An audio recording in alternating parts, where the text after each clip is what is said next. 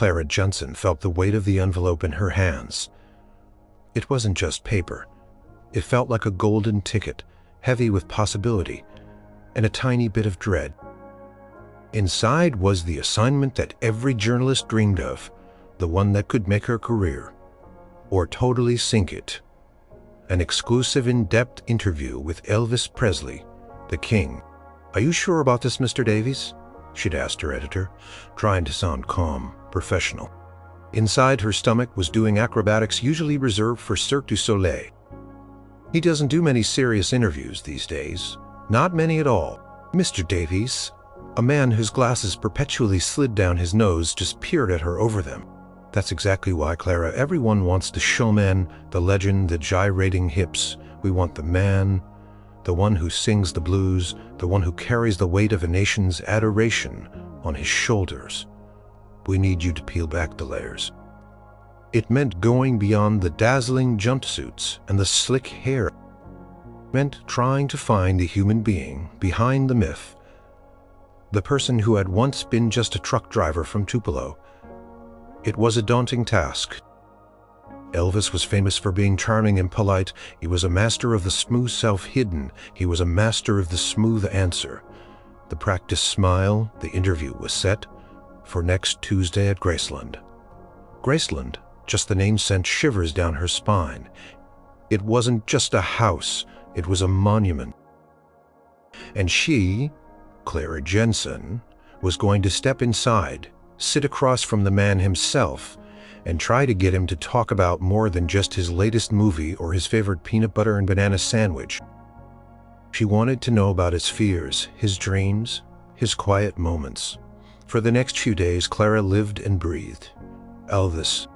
She reread old articles, watched his movies, even the silly ones, and listened to his music, not just the hits, but the gospel songs, the ballads, the raw early recordings. She tried to absorb every piece of information she could, looking for cracks in the perfect facade, clues to the man beneath. She spent hours crafting her questions, arranging them in a way that would hopefully feel natural, not like an interrogation. She wanted to build trust, to make him feel comfortable enough to open up. On the flight to Memphis, her notebook was clutched tight in her hand. She had a list of questions, but more importantly, she had a goal: authenticity. She didn't want to write another fluff piece. She wanted to write about the real Elvis. If she could even find him arriving in Memphis, felt like stepping into another era. The air hummed with the legacy of rock and roll. And then there it was in the distance, Graceland. It wasn't as grand as some mansion she'd seen, but it had an undeniable presence, a quiet power. Felt like walking into a historical landmark. Except the history was still alive, breathing within its walls the morning of the interview. Clara dressed carefully, a conservative yet stylish. She wanted to look professional, respectful, but also approachable. She wanted to convey that she was serious about her work, but also that she was a human being, not just a prying journalist.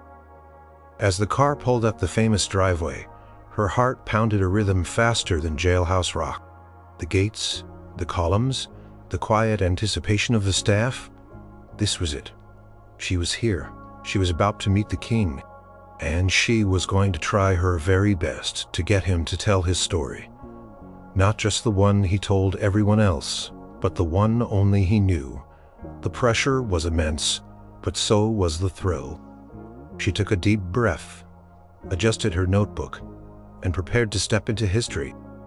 The living room at Graceland was exactly as she'd imagined, a blend of grandiosity and surprisingly personal touches. Heavy drapes, ornate furniture, but also a feeling that people actually lived here. Comfortable couch, a piano in the corner that looked like it had seen many impromptu jam sessions. Clara was led in by a friendly but very polite assistant. The lights were already set up for the camera crew, subtle but effective, ready to capture every nuance. And then he walked in. Elvis Presley. It was seeing him. He was taller than she expected, and carried himself with a regal air, even in a simple dark suit. His hair was perfectly styled, his famous eyes a striking blue. There was a weariness around them. Clara noticed a hint of the immense pressure he lived under, but it was quickly overshadowed by that legendary charm. He offered a warm smile, shook her hand with a gentle firmness, and his voice when he spoke was a smooth southern drawl that instantly felt familiar from countless songs. "Miss Jensen," he said, "it's a pleasure to have you here." "Mr. Presley?" Clara replied, her voice a little steadier than she expected. "The pleasure is all mine. Thank you for having me." They settled onto the couch, the camera lights humming softly. There was a brief moment of quiet as the crew made their final adjustments. Clara took a breath, reminding herself of her purpose. This wasn't a fan encounter. This was a serious interview.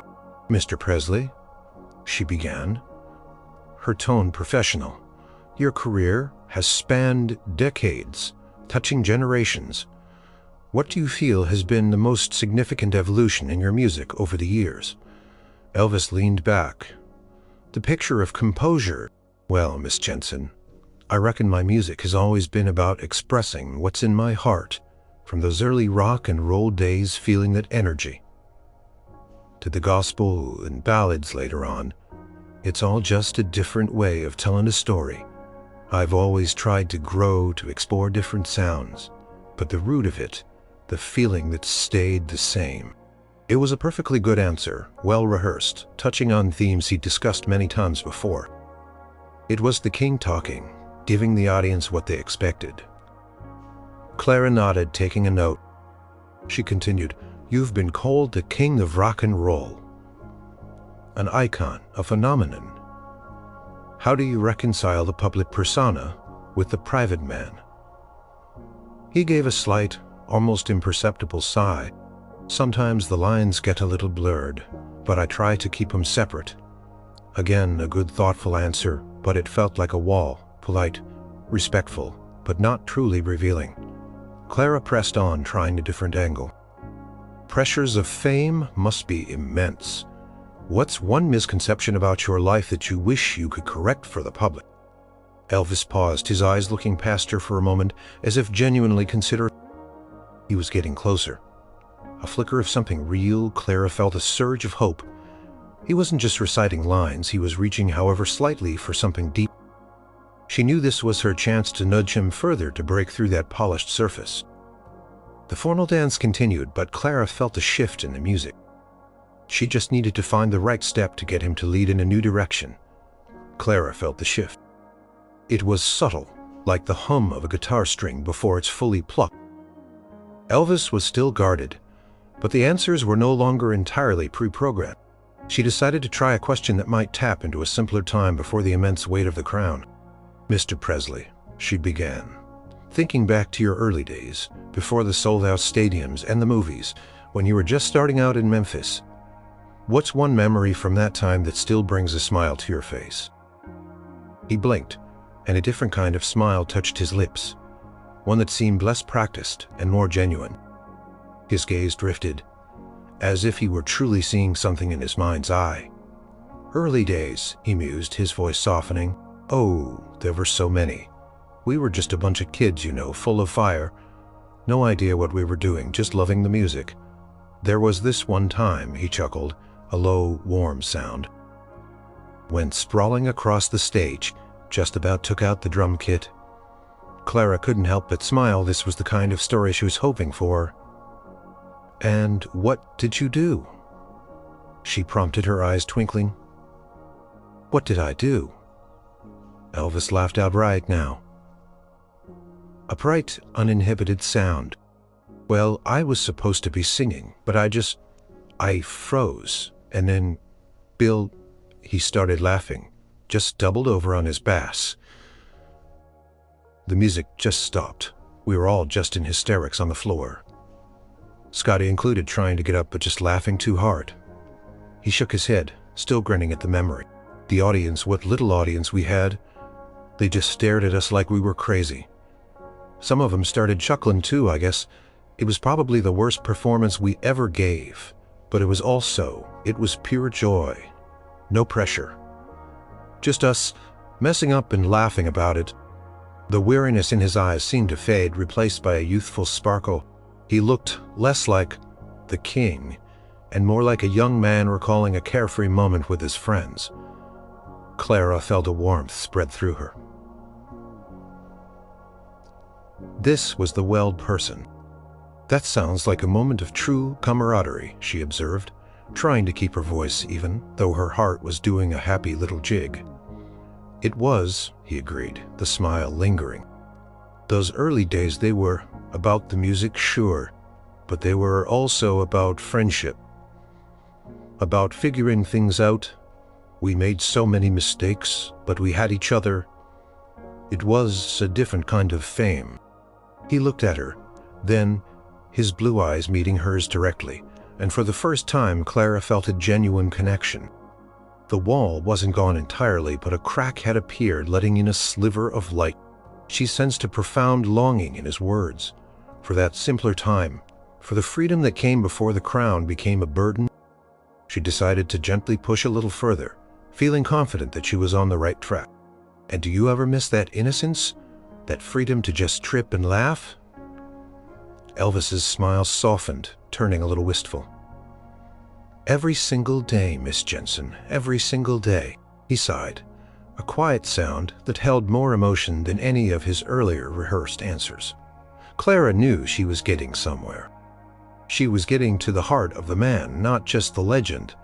The air in the room felt lighter, the tension melting away. The formal dance was slowly, beautifully transforming into something more intimate. And she knew without a doubt that her next question had to be just right to keep this precious momentum going. Clara felt a profound sense of privilege. She was witnessing Elvis, not just performing, but being. The earlier stories, the shared laughter about the band tripping, it had opened a door. She decided to lean into the lighter side, to see if she could coax out more of that easygoing charm, to keep the atmosphere warm and real. Speaking of those early days, Clara began, her voice gentle, and thinking about all the performances you've done, the countless songs you've sung. I was wondering, has there ever been a moment on stage or even in a movie where something just struck you as so incredibly funny? You almost couldn't keep a straight face. It was a simple question, designed to be harmless, to invite another anecdote. Elvis tilted his head, a thoughtful expression on his face, considered it for a moment, and Clara could almost see the gears turning in his mind, sifting through decades of memories. Then a faint smile touched his lips, spreading slowly. "Oh, boy," he murmured, his eyes crinkling at the corners. "You know, there's been a few times. Sometimes a line would just come out wrong, or a prop would go flying, or a musician would hit a note so off-key it sounded like a dying cat." He chuckled, a low rumble in his chest. "But there was this one time. This was back in the 60s. I was doing a film. I won't say which one, but we were shooting a scene, and it was supposed to be looking all moody and intense, you know, staring out into the distance." He paused, a tiny snicker escaping him. Clara leaned forward, intrigued. "And the director, he kept telling me, Elvis, more angst, more longing. You're looking at your destiny, man." He mimicked the director's intense tone, making Clara's lips twitch. And right there, in the middle of this real dramatic take, Elvis continued, his voice starting to waver with suppressed mirth. "A little tiny fluffy white dog, no bigger than a shoe, just waddled right into the shot, and it looked up at me with these big innocent eyes, and it let out this tiny, pathetic little mew." He tried to suppress the laugh that was bubbling up, pressing his lips together, but his shoulders started to shake. A mew from a dog. It was supposed to be a vicious guard dog in the scene later, mind you, but it just let out this little kitten sound like it was asking for milk. The image must have been so absurd, so completely out of place for a serious dramatic scene, that it was too much for him. A low, uncontrollable gurgle of laughter escaped deep from his stomach. He tried to cover his mouth with his hand, his eyes squeezed shut, but it was no use. The gurgle turned into a full-blown giggle, high-pitched and utterly uninhibited. He hunched over, shaking with silent laughter. Then a loud braying, "Ah!" burst out. He was laughing so hard his face turned red and tears started to well in the corners of his eyes. Clara watched, utterly captivated. This wasn't the carefully controlled Elvis the King. This was pure, unadulterated, childish glee. He was doubled over, clutching his stomach, his entire body convulsing with mirth. The interview was officially gloriously derailed, and Clara couldn't help but feel a smile stretching across her own face, a warmth spreading through her chest. It was infectious. The sound of Elvis Presley's uninhibited laughter filled the elegant living room, echoing off the grand piano and the velvet drapes. It was a sound Clara had never heard before, not truly. She'd heard his stage chuckles, his charming smiles, but this was different. This was pure, erupting joy, uncontrolled and utterly beautifully human. He was practically folded in half on the couch, one hand pressed to his mouth, the other clutching his side. His famous hair, usually so perfectly coiffed, was slightly ruffled from his convulsions. His blue eyes, speaking out from between his fingers, were wet with mirth. He tried to speak, to apologize, but all that came out was another burst of high-pitched giggles, like a little boy who had just heard the funniest joke in the world. "Oh man," he wheezed, wiping a tear from his eye. "Oh, that dog. I couldn't. It was supposed to be so serious." He dissolved into another fit, shaking his head. Clara found herself mirroring him. Initially, she was surprised, a little flustered, that her serious interview had just well derailed. Then, looking at him, seeing the sheer, raw joy emanating from him, she couldn't help it. A chuckle escaped her lips. Small at first, then growing, it was impossible not to. His laughter was a powerful current, pulling her in. Soon she was laughing too. Her own shoulders began to shake, and a warm, bubbly feeling spread through her chest. It was the kind of infectious laughter that makes your stomach hurt, the kind that clears your head and makes you forget all your worries. Camera crew, initially rigid and professional, looked at each other. A few of them discreetly stifling smiles. Even the quiet assistant in the corner had a hand over his mouth, trying to hold back his own amusement. The atmosphere in the room, which had been respectful but somewhat formal, had completely transformed. It was light, free, and utterly joyful. Elvis finally managed to straighten up, though he was still hiccuping with leftover giggles. His face was flushed, and he looked thoroughly disarmed, yet also completely at ease in a way he hadn't been before. He looked at Clara, his eyes still sparkling. "I am so sorry, Miss Jensen," he managed to gasp out between little snorts of laughter. "I don't know what came over me. That dog, it just gets me every time." Clara wiped her own eyes, still smiling. "No, Mr. Presley, please don't apologize," she said, her voice a little breathless from her own laughter. That was wonderful, truly. It was completely unexpected and absolutely delightful." He looked at her, a genuine, unguarded expression on his face. The laughter had broken something in the best possible way. The invisible wall that had been between them had crumbled into a million pieces. Professional veneer, the carefully constructed persona. It had all dissolved in an ocean of mirth. For a moment, they just looked at each other. Two human beings who had just shared a moment of pure, unscripted joy. It was more revealing than any answer to a serious question could have been. It showed her the playful, boyish spirit that still existed within the king, buried under layers of fame and expectation. Elvis let out one last lingering chuckle, a sigh escaping him that seemed to carry away all the remaining tension.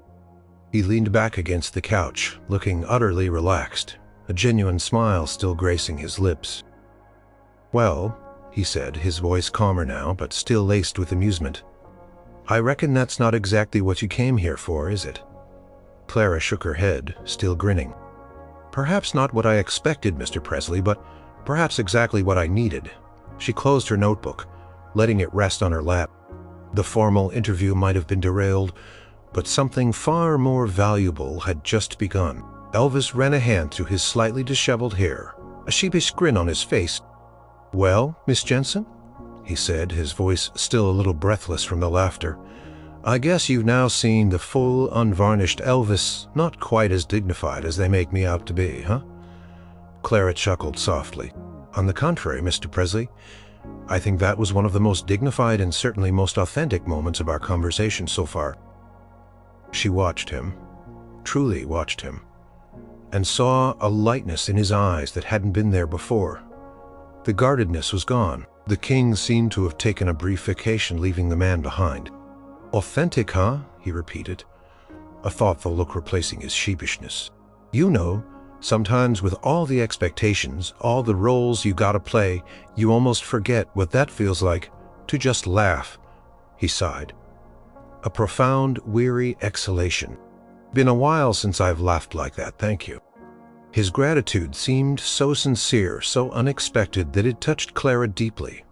"You're very welcome, Mr. Presley," she said genuinely. "I think sometimes we all need a good laugh, especially when life gets a bit too serious."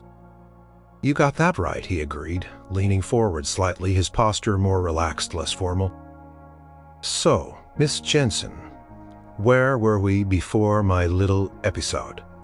He winked. Clara smiled. "We were talking about moments that make you laugh, but honestly, Mr. Presley, I feel like we've crossed a threshold.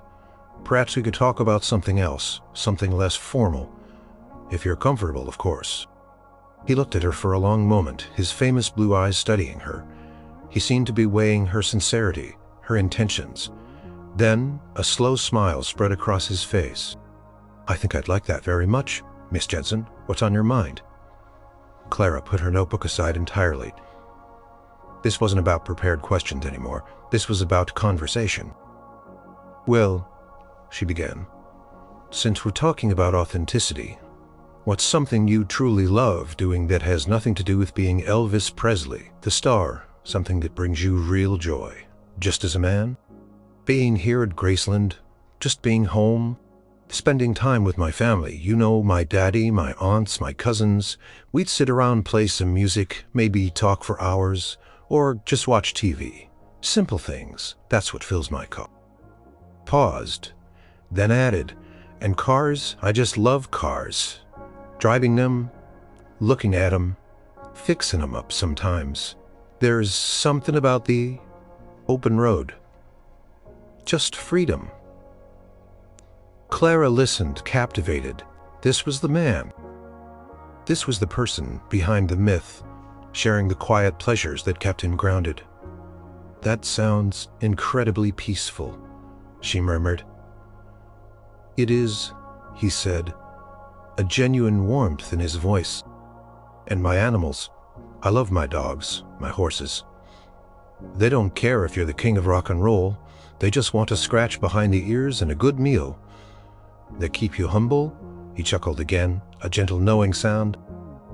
Clock on the wall, which had seemed to tick so loudly earlier, was now barely noticeable. The interview, which had started as a formal interrogation, had blossomed into a real, unforced conversation. Elvis wasn't just answering questions. He was sharing pieces of himself, prompted by a moment of shared, unexpected laughter. Clara realized that sometimes the best way to get to the truth wasn't through relentless questioning, but through simple, human connection. And that connection, ironically, had begun with a ridiculous story about a mewing dog and a truly infectious giggle. The conversation flowed easily, no longer dictated by a list of questions, but by genuine curiosity and shared moments. Elvis seemed to revel in the chance to talk about things outside the usual script. He spoke about his love for gospel music, a passion that ran deep in his soul. "People know my rock and roll," he said, his voice earnest. "But gospel, that's where my heart truly lies. It's the music I grew up with. It's pure, it's honest. When I sing gospel, I feel a connection to something bigger than myself. It's not about the charts or the fame. It's about spirit." Clara listened, truly seeing the depth of his faith, not just as a performance, but as a core part of his being. "Do you ever wish you could explore that more publicly?" she asked. He sighed. "Sometimes, but folks expect a certain thing from Elvis Presley, and I owe it to them to give them that show. But when I'm home or just with friends, that's what I listen to. That's what I sing. It's my peace. Talked about the loneliness that fame brought, a feeling he rarely admitted to publicly. It's strange, he confided, his voice softer now, to be surrounded by millions of people, to have them screaming your name, and still feel completely alone sometimes. You're up on that stage, and they love you, but they don't know you. They know the image, and that's a heavy thing. He looked at her, surprised by her phrasing. Then a small smile touched his lips. That's a good way to put it, Miss Jensen. A gilded cage, beautiful on the outside, but still a cage. He then shared anecdotes from his army days, a period he often spoke about with fondness, as it was one of the few times he felt like just a regular guy. He talked about peeling potatoes and pulling guard duty just like any other soldier. It was good for me, he admitted. It humbled me, took me out of the bubble, made me remember what was real. Clara found herself sharing snippets of her own life, not as interview material, but as a way of connecting. She spoke about the challenges of her own career, the pressure to always find the big story, and how sometimes the most significant insights came from unexpected places. She mentioned her own love for music, though her tastes were perhaps more eclectic than his. They talked about the simple pleasures of life, a good meal, watching a movie, reading a book. He spoke about his love for his mother Gladys with a reverence that was palpable. She was the best, he said, his eyes distant. She taught me everything that matters. Kindness, respect, humility. She kept me grounded. The hours flew by. The crew members, initially just observing, seemed to relax too. Camera continued to roll, but it felt less like a formal recording and more like a privileged eavesdropping on a private conversation. Clara was getting the interview of a lifetime, not because she was asking groundbreaking questions, but because Elvis was finally, truly, opening up.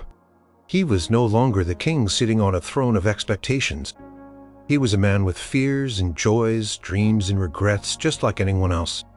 He was tired. Yes, but also immensely kind, thoughtful, and possessed of a gentle spirit that shone through his famous facade. As the afternoon sun began to slant through the grand windows of Graceland, casting long shadows across the room, Clara realized something profound. The giggling fit hadn't just derailed the interview, it had saved it. It had shattered the carefully constructed barriers and allowed the real Elvis to emerge, vulnerable and utterly captivating. She knew with absolute certainty that the story she would write would be unlike any other. It wouldn't just be about a legend, it would be about the man behind the legend finally seen. As the afternoon wore on, the initial purpose of the interview seemed to fade entirely. It wasn't about the next headline or the public image anymore. It was just two people sharing stories, finding common ground in the most unlikely of settings. Elvis, now completely at ease, leaned forward, resting his elbows on his knees.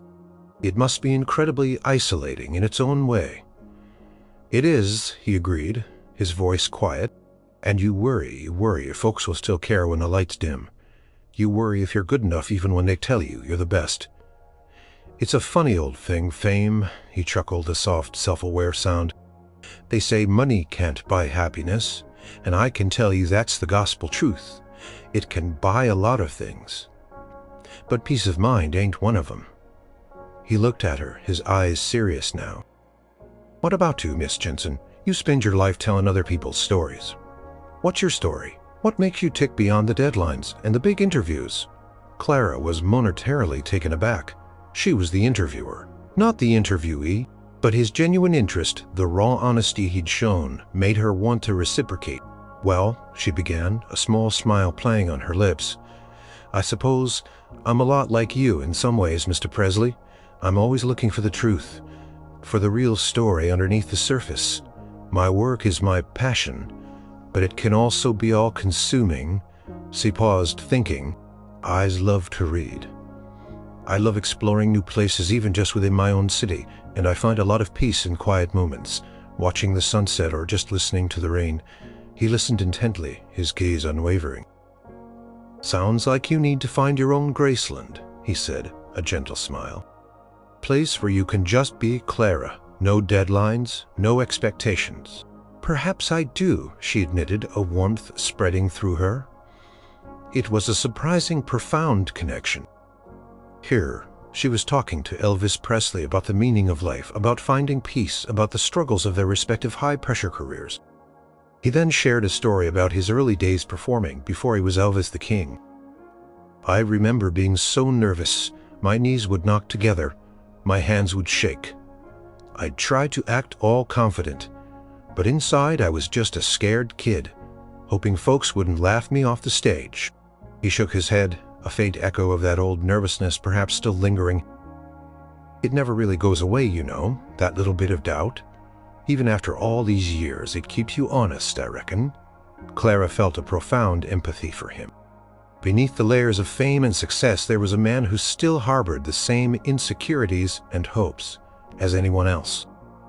The laughter earlier had stripped away the defenses, allowing this vulnerability to emerge. As the camera crew began to subtly pack up, realizing the interview had run far beyond its scheduled time, Elvis didn't seem to notice or care. He was in the moment, talking, sharing, finally unburdening himself to someone who truly seemed to listen, not just for a quote, but for understanding. "I truly appreciate this, Mr. Presley," Clara said, feeling a sincerity that went beyond professional courtesy. "More than you know," he smiled, a genuine, warm smile that reached his eyes. "The pleasure was all mine, Miss Jensen. It was good to just talk, to just be a person for a while." Clara knew, as she gathered her things, that this wasn't just an interview, it was an experience.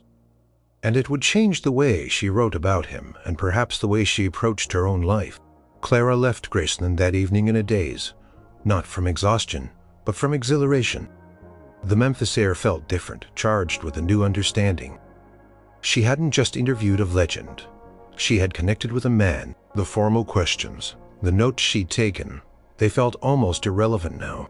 The true story wasn't in the facts and figures of his career, but in the raw honesty of his laughter, the vulnerability of his admissions, the unexpected warmth of his spirit. Back in her hotel room, she didn't rush to type up notes. Instead, she sat quietly, letting the experience wash over her. She replayed the scene in her mind. Elvis, hunched over, shaking with uncontrollable giggles, tears of mirth streaming down his face. That moment, that glorious derailment, was the key. It was the moment the king became human, and the interview became real. The next few days were a blur of writing. Clara poured her heart into the article. She started, not with his impressive list of achievements, but with the dog story, with the sound of his pure, unadulterated laughter. She described the way it transformed the atmosphere, melting away the stiffness, revealing the man beneath the legend. She wove in his insights about loneliness, his love for gospel music, his simple joys, his longing for a life beyond the gilded cage. She talked about his quiet wisdom, his humility, and the genuine connection they had found.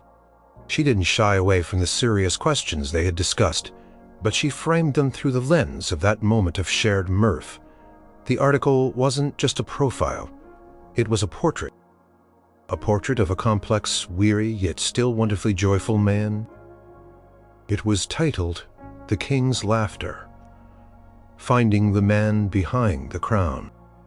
When she submitted it, Mr. Davies, her editor, read it silently. His brow furrowed. Clara held her breath, expecting criticism, a demand to make it more serious, more traditional. But when he finally looked up, his eyes were wide. "Clara," he said, his voice soft, "this isn't experience. You found him. You truly found him." He paused. "This is going to be big." And he was right. When the article was published, it exploded. It wasn't just read. It was felt. Readers were accustomed to the dazzling, untouchable Elvis. Clara's piece showed them a different side. Vulnerable, funny, profoundly human. People were touched by the image of the king dissolving into giggles, by his honest admissions about loneliness and simple pleasures. It resonated because it was real. The phones at the magazine office rang off the hook. Letters poured in, not just from fans, but from people who had never considered themselves fans expressing how the article had made them see Elvis in a new light. It wasn't a scandal, it was a revelation. It humanized him, made him relatable. Weeks later, a package arrived at the magazine addressed to Clara Jensen. Inside, nestled in tissue paper, was a beautiful handcrafted wooden music box. When she opened it, it played a quiet, soulful rendition of "Can't Help Falling in Love." Tucked inside was a small handwritten note. "Miss Jensen, I read your article. It was like looking in a mirror and seeing myself. Not the king, but just me. You saw something in me that I sometimes forget is there. Thank you for that. For the laughter. And for seeing the man. Always grateful. Elvis Presley." Clara held the note, her heart swelling. It wasn't just a thank you. It was an affirmation that sometimes the most serious and profound truths are found, not in solemn questions, but in a burst of unexpected human laughter. She hadn't just written a story. She had helped unveil a soul, and in doing so, she felt like she had found a little piece of her own.